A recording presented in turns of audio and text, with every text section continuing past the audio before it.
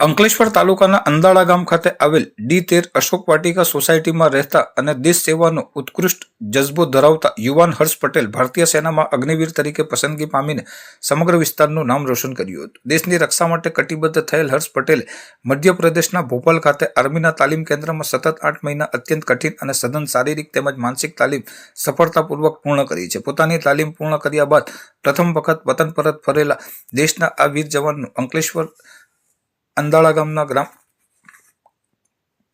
ગ્રામજનો તેમજ પરિવારજનો તથા સ્નેહીઓ દ્વારા ઉત્સાહ અને દેશભક્તિના માહોલ વચ્ચે ભવ્ય સ્વાગત કરવામાં આવ્યું હતું। વતનની માટીમાં પરત ફરેલ જવાનને જોઈ પરિવારજનો અને ગ્રામજનોમાં ભારે હર્ષ અને ગૌરવની લાગણી વ્યાપી હતી। તાલીમ દરમિયાન મેળવેલ શિસ્ત અને દેશપ્રેમના સંસ્કારો સાથે વતન આવેલ હર્ષ પટેલે આગામી 15 દિવસ સુધી પરિવાર સાથે રજા કાઢશે।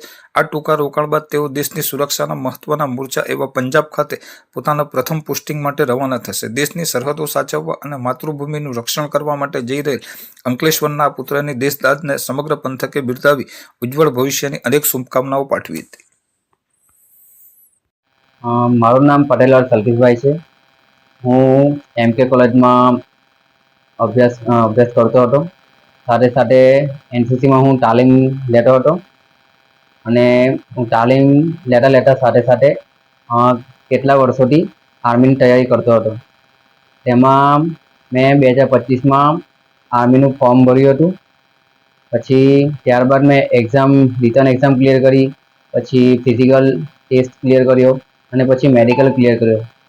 ફાઇનલી મારું ફાઇનલ મેરિટ લિસ્ટમાં મારું નામ આવ્યું ને ત્યારબાદ હું ટ્રેનિંગ સેન્ટર માટે રવાના થયો હતો ને મેં મારી 2 મહિનાની ટ્રેનિંગ ભોપાલમાં ને ત્યારબાદ જબલપુરમાં એડવાન્સ ટ્રેનિંગ પૂર્ણ કરી હતી। ત્યારબાદ હું ટ્રેનિંગ પૂર્ણ કરીને કસમ પરેડ પૂર્ણ કરીને હું મારા અંડારા ગામ વતન ખાતે પાછો ફર્યો હતો।